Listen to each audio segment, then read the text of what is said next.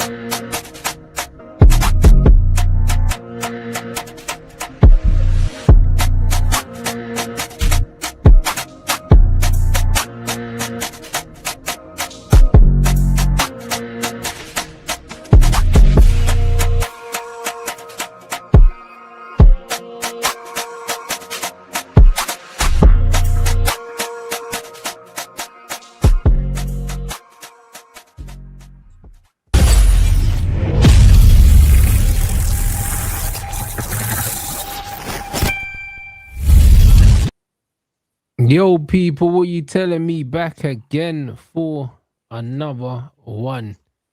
What you telling me, bro? Hey, bro, you're living life right now. Bro, you know when Bossman gives you 8 wings? Yo, bring your mic down, bro. Yeah, can you hear me better now? Yeah, bro. You know when Bossman gives you 8 wings when he's supposed to get 6? You know it's a good day. Hey, bro, that's how it feels when you support Man City. Innit? I was there going for a little 1-0 and I got 3-0. Yeah, bro, that's how it feels to support City, bro. They started the game a bit mad. Do you know what I'm saying? And then, bro, like you lot ended up, it looked like a comfortable win in the end. Do you know what? So I was just saying, like, for me, I'll say this. I think anyone that watches me a lot know I always say away games are difficult games. Don't matter who you're playing, right? Unless it's Wolves. Maybe Wolves is the one that you'd maybe say. No shots intended, by the way. But anyway, yeah. But look, Palace. There's this narrative that Palace are a bogey team to City, and I kind of struggle to see it a little bit. I get. Pep's been here 9 years. We played him about 18, 19, maybe 20 times, I think, under Pep. And we've drawn 5, and I think we've maybe lost 2, something like that. I don't really see that as a bogey team, you know. Yeah. We haven't lost at their ground, Selhurst Park, since 2015. But still, look, this Palace team are a different Palace team to some of the Palace teams we've played over those years. And I think the game probably went as I was expecting. I thought it was going to be a tough game. The game went as happy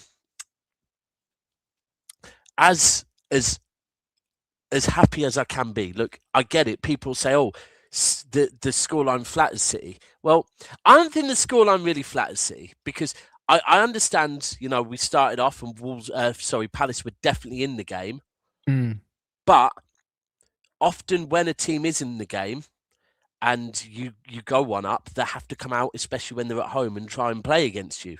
And that's where, because I'll be honest, for the opening, until we scored, I was thinking it's another one of those frustrating games where we're coming up against a team that are happy and very organised and happy to sit in 2 banks and just defend. And we were just speaking about Arsenal. I think at the moment, probably one of the biggest differences between City and Arsenal at the moment is that when we're faced with these teams that want to play a low block, we're finding ways to break them down. If it be Sunderland, it was a banger from outside of the area from Diaz. The minute you get that first goal, a team opens up. Now, They have to. And you look at this weekend as a prime example. And by the way, when we, like, teams like City, teams like Arsenal, for me personally, if you go 1-0 up or 2-0 up, you shouldn't be you shouldn't be going, right, cool, we're going to turn into prime Gareth Southgate now, park up and invite teams back onto us. So the last thing, if you're a team like City and Arsenal, you shouldn't do that. You go for the jugular and just try and make it 2 or 3-0. Because if you sit back on a 1-0 away from home, it can go very wrong. At some point, if you're winning 1-0 away from home, at some point, that away team is going to get some chest, yeah? Because they've got 30,000 plus fans, that are going to tell them, get some fucking chest. And at some point, usually the start of the second half, they're going to come out and they're going to start putting it on you a bit. So you should never invite teams back onto if you're a team like City, a team like Arsenal. I think at the moment, you know, when we got the first one, by the way, shout Nunes, great cross. Nunes for City, yeah? And I know if there's any City fans watching this, I know a lot of you struggle to give Nunes any praise, yeah? But Nunes has been good for us this season. I can't, you know, I get he's not a defender. He's played really well, bro. I can't lie. He looks like he's growing into that role at right back. He is, bro. Him and O'Reilly are both just growing and growing in those roles, learning how to do it more. And look, I'll be honest with you right now. However much people will say they want a Livramento, they want an actual right back, they will be the same ones telling me that they also want Cherki in this team, they also want Foden in this team, and they also want Doku in this team. Now, the only way for that to exist, is by having someone playing right back that can invert. Really get forward and allow Cherky the freedom to not have to hug that line. No, Otherwise, facts, bro, like what he was doing, like every time he pushed up, Cherky was dropping into that half space and like in between, innit? And that's what he was doing his dirt, bro. Like, and it's good with Nunes as well because he can screen and he can invert if he needs to invert because he's a central player. So it just works, makes a lot of sense, bro. It works, and you know, people will focus on the Foden and Cherky relationship, but the Nunes and Cherky relationship is cooking as well. And people won't speak on it because it's Nunes, but Nunes and Cherky seem to be on the same wavelength as well. So that's working down the right-hand side. Cherky's just an absolute joy to watch, man. Absolute joy to watch. Bro, he really does it. Like, he is the guy. He really is the guy, bro. And it's a case of, he's not someone that you're just seeing do the flicks. At times, you're seeing him do the hard work. You're seeing him do the simple things as well, right? And even Foden's goal, Cherky could have easily gone down and got a free kick then. Yeah. But he knew, and this is, right, one of the things I love about Sergio Aguero and that goal, 93-20, was he could have gone down potentially, right, and got a penalty, right? But if you are a bad man, or you know the player you're playing with is a bad man, then why win a free kick or a penalty where you're leaving it to someone else, right? You're going, oh, I don't want the pressure of this one. I'd rather go down and someone else take the free kick, Or there's a chance that the wall blocks it or the keeper. He knew, nah. If I can just get my toe on this ball before I go down and just push it through to Foden, with space in that area outside the box, bro, it's sat-nav. It's literally sat-nav. And now it used to be bottom left. Now it can be bottom right, apparently, as well. It can be near side. But he knows, if I get this ball to Foden, we're scoring. So, now that was good. Do you know what? Donnarumma was... And actually, I've got to shout out Donnarumma yesterday, because there were a few stages where if Palace would have scored, it could have been a different game. And Donnarumma stepped up. And again, he's just showing the importance of this is the difference, right? Between this is the difference between a good goalkeeper and an elite goalkeeper. Elite goalkeeper, when you need them, they just make such fucking important. What's this? Man City are closing on in Pedro Porro situation. I can see that one. He would definitely he would suit you. Tottenham would want a lot of money though. Yeah, 100%. 100% they would. I was speaking about his delivery from right back. Fuck me. Yeah, his delivery from right back.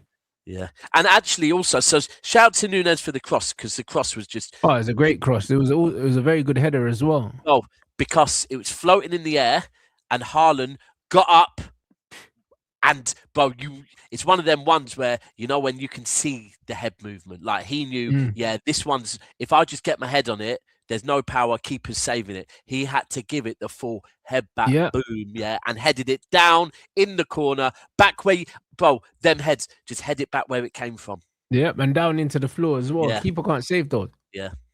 So, that was a good, you know what, I can't lie, Haaland, at the start of this season and in previous seasons, one of the things, surprisingly for a guy his height, that Haaland hasn't always been amazing at his headers. But this season, I don't know if maybe they're starting to work on it a bit more, because his heading ability seems to be getting better. But it might have been his first touch, his goal as well.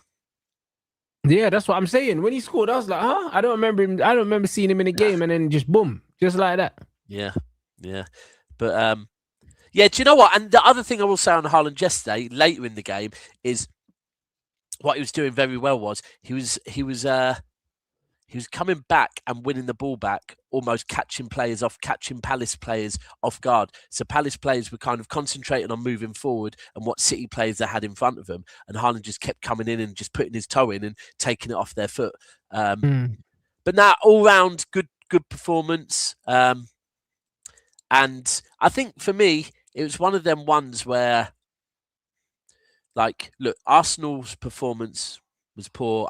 We probably will speak on it, but at the end of the day, in the overall perspective of a title race, if Arsenal won that game, right, and from a City point of view, it's one of them ones, a bit like when we used to be facing Liverpool, where, okay, the other team took the lead and looked like they were going to win it, but Arsenal came from behind, got the win, and then it's like, right, might not have been a good result, might not have been a good performance, and you can see all the worries. But from my point of view, that was 3 points, yeah? And now it's right, over to you. And by the way, you've got an away game now. Yep. Let's see if you can turn a draw into 3 points. And it's nice to see that the last few weeks, because I think the last couple of games, we've played Arsenal after Arsenal, and we've responded. And that's where I am right now. That look, we've got West Ham at home. We've got a League Cup game against Brentford. Then we've got West Ham at home, and then between Christmas and New Year, we've got Sunderland and Forest both away from home. So again, for me, 2 difficult games. But if we win those 2 games, we're really starting to show, you know what, we can go away from home and pick up points as well. Turn 1 point. But I think the fact that, like you said, you had to go away from home to a very, very tough place. No one can argue that you had the more difficult of the fixtures. No. Facts. And you came out with a lot more credit than Arsenal, bro. I can't lie. Even though they won that game, yeah, a lot of people looked at that performance and started to doubt their title credentials based on how they performed in that game, because it was shocking. 2 own goals to get over the line. Yeah. Didn't play well against the worst team in the league, bro. I see Man United. We smoked Wolves, blood. Do you know what I'm saying? We smoked them. Like, we made them look every bit as rubbish as they are. And Arsenal genuinely struggled against them, innit? And it's like, if the shoe's on the other foot and City are above them and City win first and then they have to win to stay on top, bro, I doubt their ability to overcome such pressure, bro, because they're already showing that there's cracks in the armor, bro. We're not even in January yet, and you're already seeing that these man, they ain't got the stomach. Yeah, they ain't got the stomach, bro. Do you know what? And it's an interesting one, because last night I heard I was watching Big Six Bants, and there's a few Arsenal fans on there, and people, some of the non-Arsenal fans were saying stuff like, "Look, City is starting to put a run together now," and straight away the Arsenal fans were like, "What, 4 or 5 game runs? That's bread and butter to us. We've been doing this for years."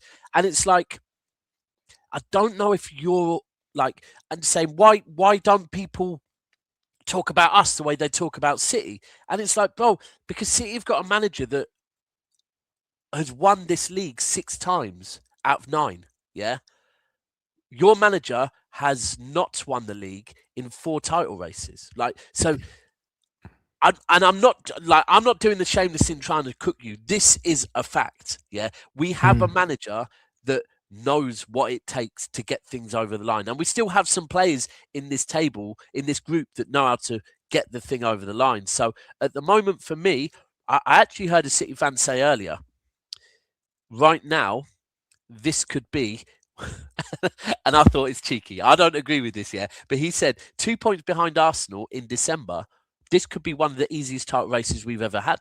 Because at this point, we're used to being 6 points behind a team or 7 points, and like someone just said, DAPS, is Pep getting worse, or is it the City squad? I think Bobby it was that said it, right? In fact, yeah, he's just said something. This City team isn't winning a Premier League. This City team isn't a Premier League winning team, but everyone else is so bad. Now, firstly, I kind of agree with you, right? Because we don't know yet, yeah?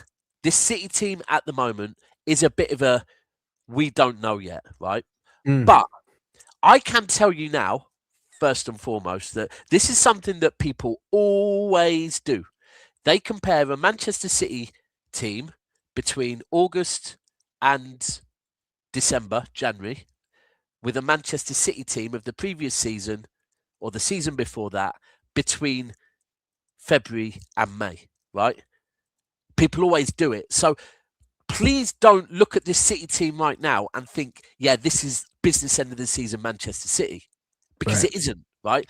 Business end of the season Manchester City are a different animal, absolute different animal. And at the moment, are we that City? I don't know yet. But if we do win this league, you have not seen the best Manchester City yet. Come March, April, May, you are going to see a whole new different animal from this Manchester City team, right?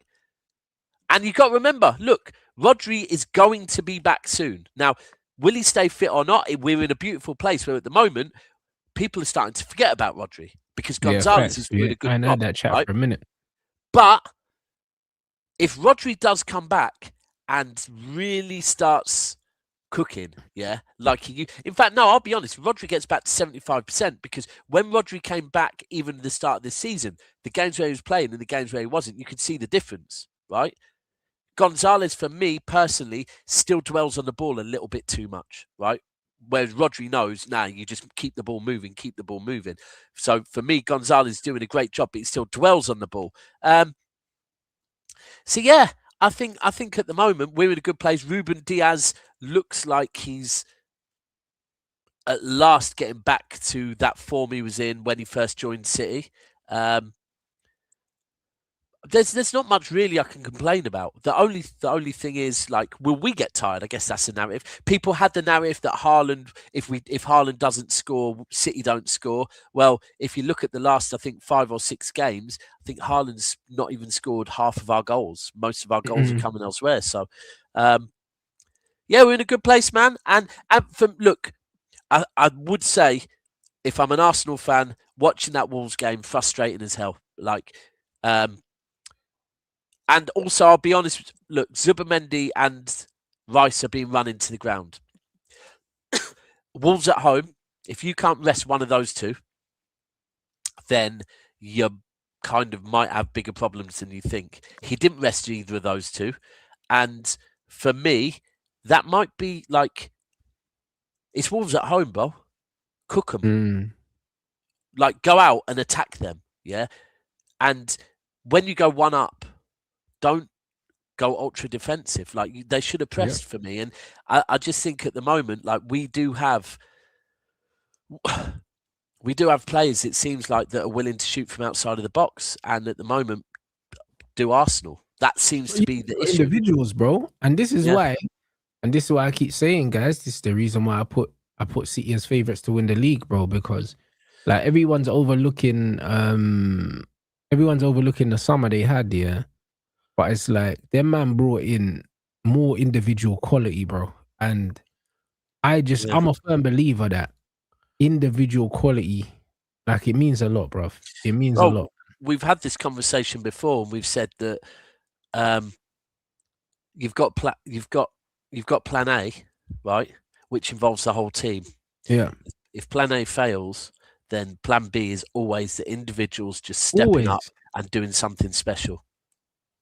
And I've seen it over the years. You've got more plan Bs in the shape of individual talent. Do you know what I'm saying? Like you said, like you got players that can pop up and score long range efforts and do all of these things.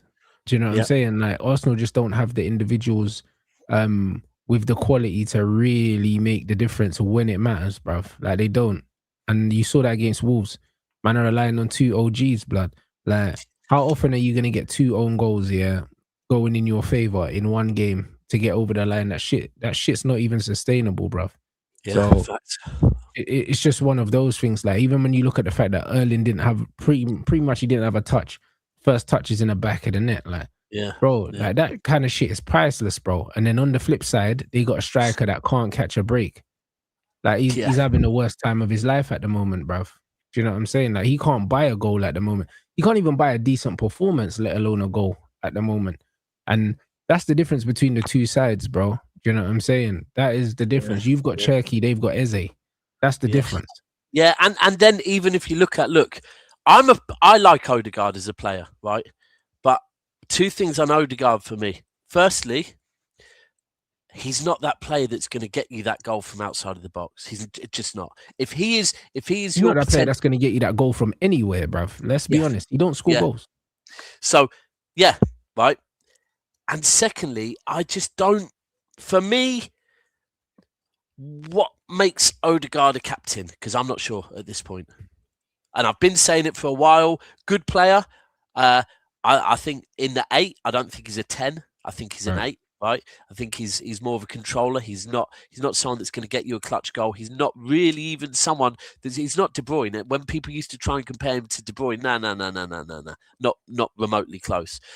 So, but then as a leader, it's like, what's he ever led? Yep. Like, I don't really. When people say he's our leader, he is not Arsenal's leader. Gabriel is Arsenal's leader, right? I'd agree with that, and Declan to a certain degree as well. Oh, full on armband, and I kind of understand. You can't I understand taking the armband off of players sometimes can be difficult, but I'm just going to say one name as an example. And look, this is Rants, you're a United fan. There's a lot of United fans in here, but when Harry Maguire went to Man United, right, the worst thing that happened was him being given the armband, right? Agreed. Probably for the club and for himself. And I kept saying, look, if you ain't going to sell him because you've paid that much for him, I get it, yeah? Sometimes responsibility is just one step too far. Take the armband off of him and say, brother, just concentrate on defending, yeah? Just concentrating on being the £70 million defender that we bought, right? And give the armband to someone else. Now, for me, at Arsenal, like, Odegaard is not a leader. You give that armband to Declan Rice and Gabriel, right? Because, like, for me, like I said, people say, oh, yeah, you know what? He might not be that vocal, but he leads from the front. Again, how does he lead from the front, right? Is he a game changer? Because for me, leading from the front, okay, if someone's a game changer, cool, I hear it. If someone he doesn't lead from the front neither. I just don't think he's captain material at all. Yeah, but I say the same. It's like they're saying Saka's the vice captain, bro. He's not captain material either. That's even madder. Is he really? He's the vice captain, yeah. This brother's not vocal at all, and he doesn't lead by example on the pitch either. Like, he's not a game changer, bro. You know, there's some players that they lead by example and they just get on the ball and they make things happen, and you can say, all right, cool. Like Messi, Messi ain't a captain, but bro, like, if you want to give Messi the captain's armband, it's kind of like, cool, he inspires his teammates and they look to him to be the difference. So he's the captain, bro. Saka's not that guy either, bro. Yeah, you don't have to be vocal. You can be, as an example, Gundogan was captain. He was our treble-winning captain, right? But for me, if I look at Gabriel, right, Gabriel, firstly, he definitely is leading that back line and he's leading the overall defensive organisation. But secondly, like, for me, a captain, you can also look at the desire to win games, right? Now, often as a centre-back, that desire can be corners, right? You go and watch, like, Vincent Kompany, his desire to get those game-winning headers, right? Same with probably Rio for you lot, I'm sure, was similar. Do you know what? Same with, what's his name as well? Terry at Chelsea. And even Van Dijk at Liverpool, those centre-backs. And then you go and look at Gabriel on corners, bro. The desire to get that ball, to win that header, to hang in the air for longer, whatever the fuck it is, just to get. And for me, and the same with Declan Rice. I would agree. Declan Rice is all over the gaff. And I think Declan Rice was frustrated a little bit yesterday because I think he's kind of looking around thinking, I'm doing too much here. And some of you lot need to step up a little bit as well. Like, I'm trying to have a go for him. And the other thing about having a shot from outside of the area or being known that, oi, lads, defence, you've got to be, or even defensive midfielders, anyone, the whole team, you've got to be aware, that even if we're sitting with 6, 7, 8, 9, 10 man behind the ball, we have to make sure that we are constantly closing these men down, because if we don't, Phone's going to put it top bins, If we don't, Churky's going to do this. If we don't, right? With Arsenal, is it getting to a point where and so if you step forward to kind of try and intercept a ball, that can then leave space behind for players to step into. With Arsenal, is it a case of that defence and teams are knowing we don't have to overly, press these players because they're just going to pass it left and right. Yeah, that's, but bro, to be honest, like, that's anyone that's a half decent coach would know the best way to play against Arsenal is to just let them have the ball, because they ain't got enough quality to open you up, if you just let them have it, bro. Do you know what I'm saying? Like, their best bet is from whipping the ball into the box from wide areas and set pieces, bro. They don't have creative players. They don't have lock pickers in their team. So, like, I don't think that this is news, bro. Yeah. Like, I honestly don't think this is news. They don't have the quality, bro. Like, they just don't have it. And as far as people saying, about the captaincy and it doesn't matter, I beg to differ. And I'm not just talking about Arsenal. I'm talking about Manchester United. I'm talking about in life in general. Yeah, you see, as men, hierarchy is important, bro. Yeah, facts. Like, as a man, if you've got somebody that's higher ranked than you, that's less qualified than you, it creates fiction automatically because naturally you will look to undermine these people. Naturally, like if you're a footballer and you got Bruno as your captain, and Bruno's losing his man and giving the ball away and he's moaning at you, naturally it's fuck this guy, I'm not even listening to him. Like it's naturally that. Do you know what I'm saying? Like you have to respect your superiors, and if you don't, it becomes an issue, bro. Do you know what I'm saying? So like no one can say that it's not an issue that Erdegaard's the captain, bro. Someone said that? Someone really said that? Yeah, people are saying, man are saying, the captain's armband's not important anyway. It's just a fashion accessory. People, if you're a leader, you're gonna lead anyway. That's not how life works, bro. Do you know what I'm saying? Like that's not how life works, bro. If you're a natural leader and you've got people that have been placed in a higher rank than you, it becomes an issue because naturally I'm not listening to you. Like naturally I'm not listening to you. I'm not the kind of guy that is going to listen to someone that's less qualified than me because they have a higher rank. I don't respect hierarchy, bro. Hierarchy has to be earned, bro. Yeah, thanks. You know what I'm saying? Like you don't automatically become above me in the rankings because somebody gave you a title, bro. Like life doesn't work like that. Because back in the day, man used to take titles, bro. You know what I'm saying? We took titles. Like, how did you become the king, or how did you become the ruler of this village or whatever? You had to go and kill people, bro. Man had to go and take land, bro. Do you know what I'm saying? That's how, bro, the whole foundation of the United Kingdom was built on going and taking shit. Do you know what I'm saying? So, like, we can't pretend that these things don't matter, bro. Like, it absolutely matters, bro. You can't be the ruler of me, bro. If you can't do me nothing, I'm not listening to you. I have to respect you.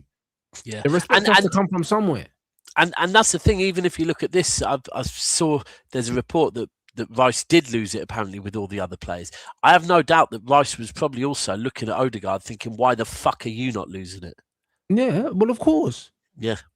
Well, of course. And it'll be the same in the Man United thing. I've seen Casemiro grips up Bruno. Like, you know what I'm saying? And from Cass's gripsing up Bruno shouldn't be the captain. Yeah. Do you know what I'm saying? Like, this is the respect that Casemiro's got. He's earned that over years. The respect that Varane had, he earned that over years. Do you know what I'm saying? Like, Bruno hasn't earned no respect. He hasn't done nothing in the game. He hasn't won nothing. So why would Casemiro listen to Bruno? Like, it makes no sense. You know what? I was watching Power earlier, and I heard Tommy say the sickest thing, and I thought, I need to find a way to repeat this on a podcast. Right? And you've just given me, bro, the Irish Don tried to talk back to Tommy Egan, Flynn? Flynn. Tommy Egan turned around and said, brother, let me remind you, I banged your girl and I broke your best friend's arm on my first day in Chicago, bro. Yeah. Bro, that's it. It's just a swift reminder. That's it. Bro, I was watching that today as well. Man literally said, I magged your girl and I broke your brethren's arm the first day I landed here, bro. Remember who's who in this conversation. Yeah, exactly. And from that point, the guy just shut his mouth. The guy just shut his mouth and moved off, And by the way, this is coming from someone that's just head topped your sister. And killed your dad. And and he didn't even choose to mention either of those two things. He thought, I don't need to talk about killing off your whole bloodline. I'm just going to mention banging your girl and breaking your brethren's arm on the first day I was here. This is what I'm saying. You know what I'm saying? So what people need to understand, is that this is the realest shit ever. Do you know what I'm saying? Like, this is how hierarchies work in life. Do you know what I'm saying? Hierarchies work that way. The respect is fucking earned, and to a certain degree, you have to take that shit sometimes. Yeah. You know what I'm saying? And this is the reality, bro. Like, Bruno ain't done enough, bro. Like he's not done enough. He's never been the reason that we've won any trophy. We've lost more finals with Bruno as a captain than any other captain that I can remember. Yep. Like, do you know what I'm saying? Like, he's a failure, brother, really, by Manchester United standards, but they're trying to make a legend of him, bro. Because he scored meaningless goals, bro, and he scored a shitload of meaningless goals, bro. 40% of his goals in Man United shirts are penalties. So it's one of them ones where when you look at him, yeah, he is a problem in the dressing room. He's a problem that needs to be eradicated. And the fact that the manager is so close to him as well, yeah, it is an issue because the manager is a dickhead also. So no one can tell me that who's the captain doesn't matter. It absolutely matters. When you've got characters like Declan Rice, because he's a character, characters like Gabriel, because he's a character, these guys that are literally putting their body on the line for the team every week. And then you got Odegaard just swanning around, bruv, flicking his hair, bruv. Flicking his hair, yeah. And looking, this is crazy. Of course it's an issue. He looks lost at times as well, you know. Like at times Odegaard. And just when you think about it, I said this, right, when Declan Rice went to Arsenal over City, right? I said, do you know what? One of the reasons why I think he went to Arsenal over City, yeah, is because if you deep it, City just won the treble, bro. City just won the treble. And in fact, sorry, no, have we just won the treble or just won the 4-peat? Either way, right? We've just done a load of madness, right? And so with Rice, it was a case of if he went to City, was he going to be the difference maker? Probably not, bro. No. Because we had Rodri, we'd had Haaland, yeah. And they would have paid him more money as well. You know the ones, don't get twisted. Yeah, they we just won the money treble. And they offered him probably a bigger role in the team. Yeah. So Rice, if Rice went to City, was he ever going to be a significant player at City? I don't think so. Like, look, and by the way, I'm not saying he wouldn't be a starter at City. What I'm saying is I don't think he would have been a significant player where they go, fucking hell, like, yeah, without him, City ain't doing the treble. Well, we've just done the treble. No, because literally. he's their Rodri, innit, in terms of importance. And he couldn't be that at Man City. Yeah, so he went Arsenal. Now, from the minute he got to Arsenal, I said, and by the way, don't think this guy has just left his childhood club, yeah, West Ham, where he's come up through their academy. I know he was at Chelsea for a bit, but he's come up through their academy and he's just led them on, and again, I know it's not the Champions League, but he's just led them to a trophy, a European trophy as captain, yeah? He has not gone Arsenal to just be a midfielder. He has gone Arsenal to be the difference and to eventually take that fucking armband, yeah? So he's gone there and he's there putting in every single bit of effort and he's looking over and looking like at times, I hate to say it on Odegaard because I do like him as a player. At times he looks like a lost little fucking puppy. I would not want to go down an alleyway with fucking 2 man and by the side of me was fucking Odegaard. I wouldn't, yeah? Because I think Odegaard would be looking at me thinking, how are we going to deal with this, right? And that's what I think at times with Arsenal. He looks like he's how are we going to deal with this? Whereas Rice is fucking trying his best to deal with it. So, yeah, we'll see though. Look, I think Arsenal this weekend have got Everton. Actually, can anyone in the chat tell me this? Because I could Google it, but I can't be asked. You lot can answer it. Why are Arsenal getting this week off? So City, I think most teams are playing their Carabao Cup games this week on Wednesday, right? Why are Arsenal not playing theirs till the following Wednesday? What's going on to stop Arsenal from playing a midweek game this week? Why are Arsenal being given a rest? Palace asked if they could have a break. So it's Palace. Okay, fair enough. But Arsenal have got Everton this weekend, and I think it's an interesting one. What's Palace got to do with Palace? Because they're playing. It's Palace v Arsenal in the Carabao Cup. Yeah. That's fair enough. So this next weekend, Arsenal. We've got West Ham at home now. Look, West Ham at home is not far off Wolves at home, as far as the difficulty of the game. I'll be honest, yeah. Like Everton get a point on the weekend, innit? It's a hard one, right? Because Everton get a point on the weekend. It's at Everton, right? Yeah, well, it's at Everton. Everton get a point at the weekend. But Everton are without Grealish. I don't care. They're without their whole attack. I don't care. You know why I don't care? because David Moyes knows how to set up a team to frustrate you, bro. And that's exactly it don't what I was matter say. who's there, bro. He's going to set up the stinkiest of stinkest mid blocks that man I've ever seen, bruv. And it's gonna be a nasty 1-1 or something like that. It's gonna be a stinker, bro. I'm telling you, it's gonna be an awful game. I'm not watching it. So no, they've got no Grealish, no Ndia, and no Dewsbury Hall, right? Which means the dirtiest, stinkiest, most organised, low block. They're gonna do a Wolves, but better. You know that, man. That's what they're gonna do. They're gonna do a more physical Wolves. That's what they're gonna do. That's what they're gonna do. This is what this extra period. So Arteta has 5-6 days to practice breaking down low blocks, right?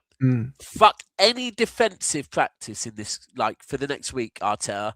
You need to practice. You need to start telling your players to shoot from outside of the box, yeah? Because you're not going to be able to walk that ball into the goal against this Everton team. No. Right? And that's it. It's as simple as that. If they don't break down this low block, Everton will get a stinky draw, right? And they'll be very happy with that. So, will City go to... Oh, by the way, and here's the other thing that happened this weekend. City are now, despite the fact that all I've heard all season is Arsenal's defence is better than City's, we now have a better goal difference in Arsenal. Right? So, we're 2 points behind Arsenal with a better goal difference. So, if Arsenal draw this weekend and we beat West Ham, we go top before Christmas. Right? Arsenal, I can't lie, could be a long day for you if that happens. Could be a very long day. Oh, it could be, because the wheels start to fall off, man. You know what I mean? It's spooky times for them, bro. Like, it's crazy, bro. You know what I mean? Michael Myers is ducking man down with the big shank. You know what I'm saying? And it's like, bro, don't slip in it. Like, it's that point. But normally this part of the season happens a lot later. I'm surprised it's happening so early. And Bo, imagine, Bo, the league was won by game week 11. Yeah, Arsenal fans have won the league. To all of a sudden have lost the league by fucking December is mental. But I don't even know if we're sharp. Oh, if I can't lie, if we go top before Christmas, then this fucker needs to go, right? And I'm just an orca now. I'm no longer a shark. I'm the king of the seas. I'm a fucking big gigantic whale if we go top.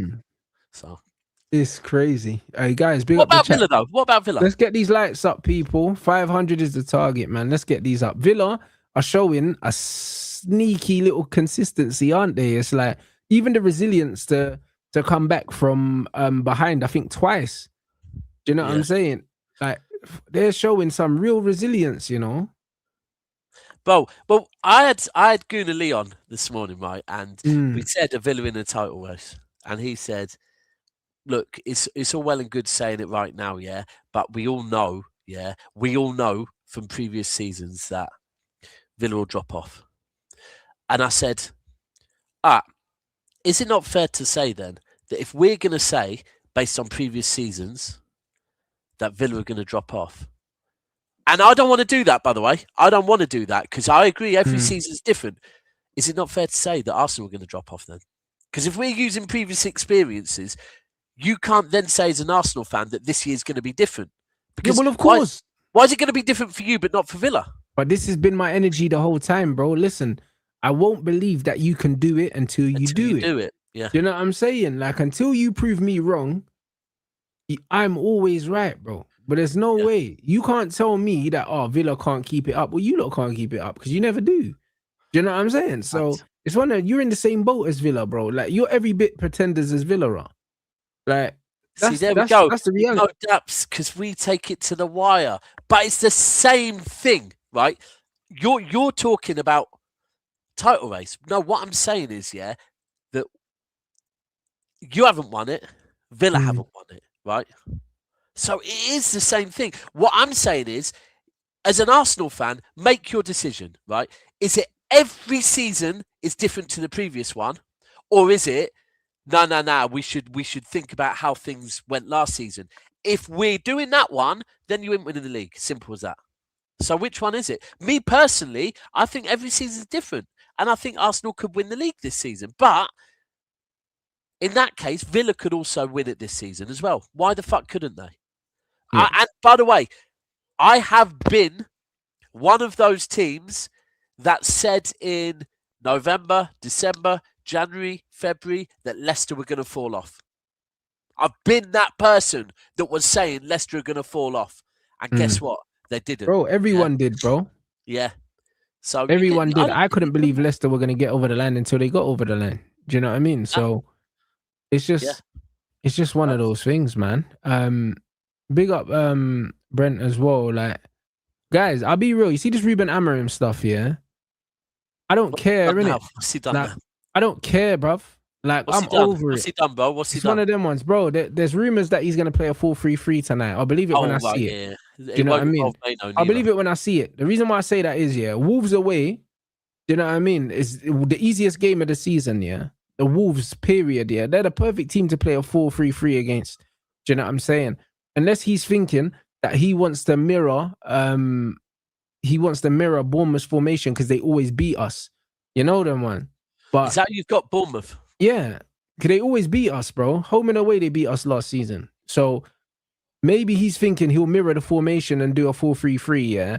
But here's the thing, though. His philosophy is so poor, it doesn't matter what formation we play. The formation is not the issue. Yeah. The formation is not the issue. The interpretation of the formation is the issue. Because if he played it the way that Iraola played it, I mean, not Iraola, that Glasner played it, or if he played it the way that Xabi Alonso played it at Leverkusen, yeah, we wouldn't really be complaining about the football. We're complaining about the football because the football is crap. Do you know what I'm saying? And the way that he interprets the formation is the real problem. And also, just as a human being, yeah, he's not Manchester United quality, bro. He's a poor manager, bro. And bro, as a person, he's a moron as well. You know what I'm saying? He's a moron, bro. Everything that Manchester United stand for, he is not that, bro. And the owners of Manchester United keeping Ruben Amorim in a job, it shows them that they don't even understand the club. They don't understand the club, bro. Because man, talk about youth and courage and success, bro. This guy's failed there. He lost the cup final to Spurs. He doesn't play the youth and he's a coward, bro. So he's the exact opposite of everything that this club's supposed to fucking embody, bro. Like, he shouldn't be anywhere near this club. The fact that we've got youth players coming out basically like rubbishing the manager's claims, yeah. Manager's coming out saying that fucking Harry Amas is struggling on loan, which is not true. Do you know what I'm saying? Coming out saying, Cheeto ain't playing for the youth team. He was given a chance. Kobe was given a chance. All of this. And what's his name as well? Toby Collier. He's not playing and all these things. It's like, bro, what point are you trying to prove? Like, going up doing all these chattings, yeah, and basically shitting on our academy, bro. That's not your job as the Man United coach. Do you know what I'm saying? You're supposed to be developing players and creating pathways. Instead, you're doing the exact opposite of the job description, yet you still have a job, bro. It's embarrassing.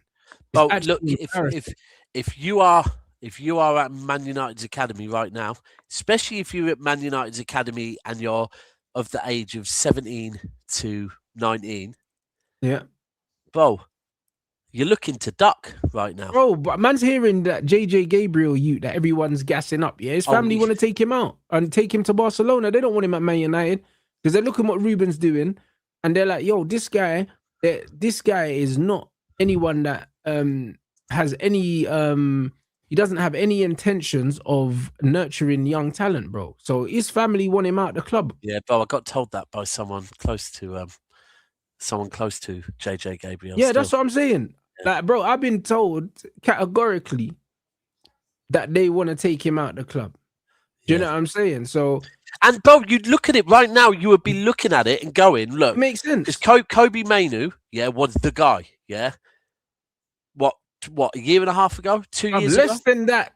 You know them, that's how crazy it is. And now the guy's got cup final goals and he started for England in the cup final, bro.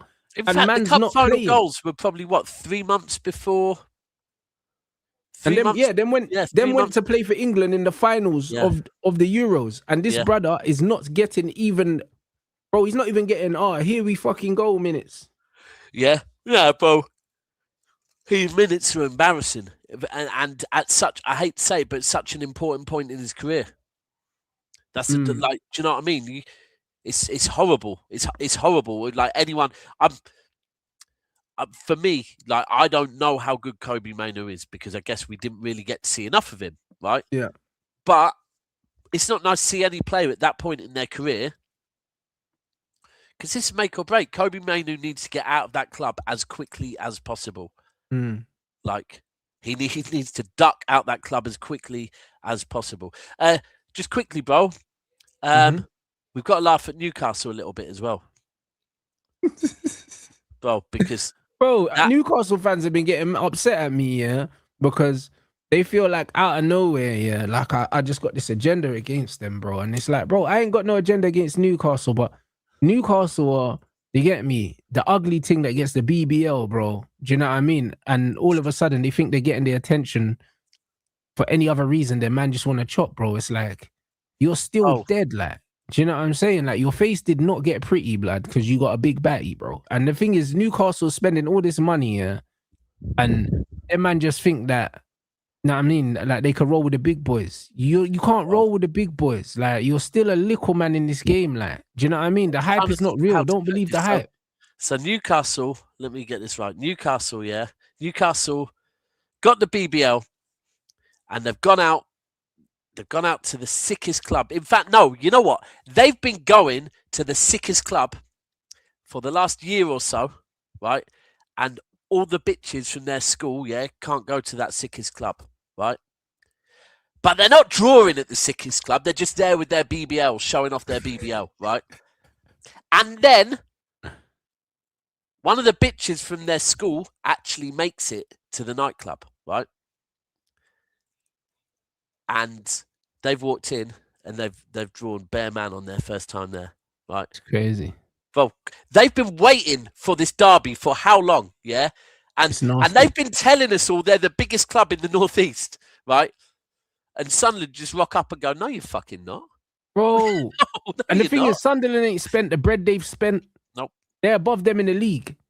Do you know what I'm saying? Like, this is the wickedest thing. Like, Newcastle have gone through they've had all the surgeries, blood. You know them way there. All the surgeries. Everyone. Bro, and then the Plain Jane thing just rolls in and is drawing all the man them. It's crazy, you know. You got your lip fillers, you got your Botox, you got your BBL, you know, you had your tummy tuck, you had all them things there, bro. And you're buying man drinks in the club. Bro, it's nasty. And the thing just rolls in with no makeup and you're getting drawn by everyone. It's mad. You know the way there? It's mad. And hold tight, Wolfie. Wolfie on Never Fail yesterday. He goes to the Newcastle fan we have on Hold Tight Specs. Yeah, he goes to him. He goes, bro. He goes, do you feel like you're missing Isaac? I don't think Isaac would have scored that goal Walter Marde got yesterday. It's true. That was a good header, man. Still, apparently, and bro, the fact they did not put Newcastle's badge. You see that? They're cold, bro. Listen, that's real hatred. It's the best derby in England. It is. I agree, bro. Did you see, I agree with you. Bro, the Northeast is not a joke. There's 120,000 people in Sunderland. 40,000 of them, I think, are season ticket holders. That's a third of the city are season ticket holders at the fucking ground. Like, they hate each other. Absolutely hate each other. Mm-hmm.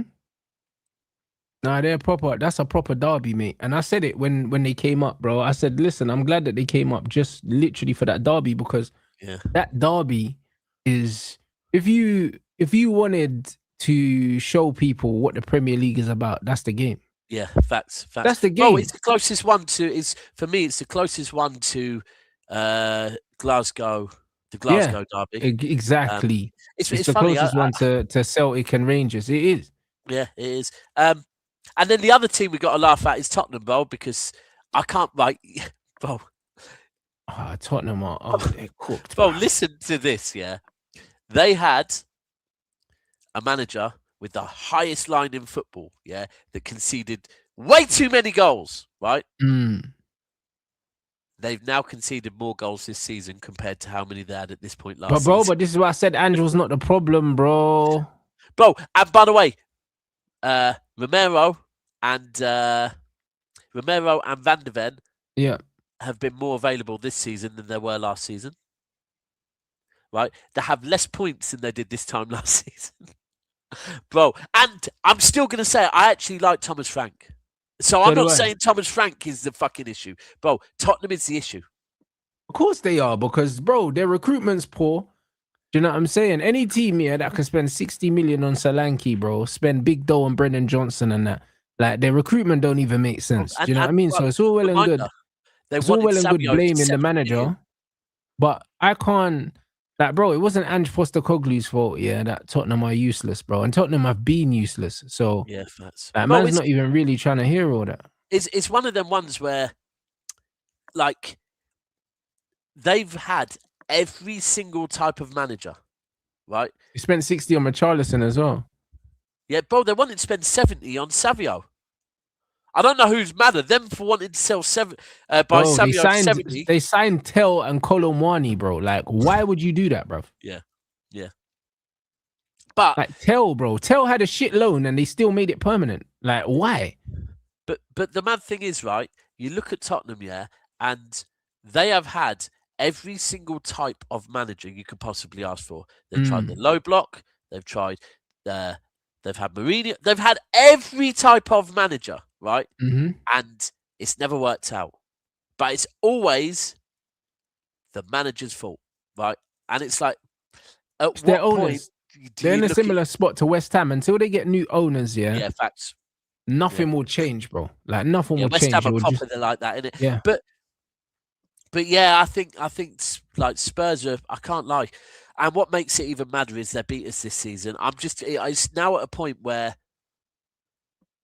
we've got to win at their ground this season. We have to. I'm sorry, but it's getting embarrassing now that this team keeps somehow getting. Although when it mattered, I guess we did beat them at their ground, so we probably will beat them at their ground. But now Tottenham just look all over the gaff, and and they, you know what, they're just a real meaty club, innit? Yep. Real fucking meaty. Like, and you have. I was saying this earlier on Never a Foul. You have like Tottenham content creators saying, "Oh, you wait when we get back," and I'm like, "When you get back, bro, you were never here. Right? You have to have been here to get back. Like, you mean when you get there, right?" and they'll never get there, bro. Like, I look, I'm old. I do remember Lineker and Gaza, but you still weren't. Correct me if I'm wrong. You still weren't winning leagues with them, man. No. So. It's nasty. Yeah, it's nasty. Bad team, bro. Bad team. Great ground. Sick go-karting track. Long bar. Pint glasses that fill up from the bottom. That's magic. All of that is great, yeah. But apart from that, actually, and the screens in your ground are sick as well. Like proper HD. Even without my glasses, I can read them. But apart from that, you lot are shit, man. They're just really, bro. Like. Newcastle and Tottenham just need to both fuck off, to be honest with you. I hear it. I hear it. Do you know what I'm saying? I'll second that for sure, bruv. Do you know what I'm saying? You lot, make sure we run up these likes, man. Also, make sure you lot join the Discord. The link is pinned to the Discord, people. Do you know what I'm saying? So make sure you jump in there so you can get your notifications, bruv. YouTube notifications been doing fucking silly buggers again. So make sure that you're in the Discord. It's jumping in there. And you'll get notifications every time I go live as well, man. We're going to redirect to Footy Talk with Don. You already know what time it is, the usual Monday. And then obviously we got the United Watch Along later. What you got coming up, bro? Never a Foul. Just make sure you go and follow Never a Foul, please. Let's try and get Never a Foul to 50k soon, please, people. I need really and truly to get it to 100k because my daughter turns 10 on my daughter turns 10 tomorrow, and she's been asking me for like, I reckon 5 of those years when I'm getting the plaque, and like I'm probably gonna have to be like, I can't lie, you're gonna be in a job by the time we get that. So please help me out with that one. But yeah, so get over to Never a Foul, and I'll just give you a warning. I only caught a bit of Saeed's show earlier, yeah, but I saw Don. You know, Chelsea have won a game again. Don's excited again. But that's what happens, isn't it? When Chelsea win a game, Don's out on, you know what I mean, doing his press tours, isn't it, bro? Like, when people in the chat that watch the show afterwards, yeah, someone do it. Count up how many times Don says, "I told you, man." Like, count up after a win. All you hear is, "I told you, man." See what he does, bro. I'm telling you, bro. My man's always on his press runs every time Chelsea win a game. You know, like, bro, this is done, man. You know what I mean? But well, it is what it is. Oh, yeah. Listen, he's a positive Chelsea fan. No, 100. They need more of him, probably. You lot, make sure run up the lights. Make sure you subscribe to We Are the South Stand as well. The link is in the title. Yeah, love. Do you know what I'm saying? And yeah, man, we're gonna continue the football talk with Don, people.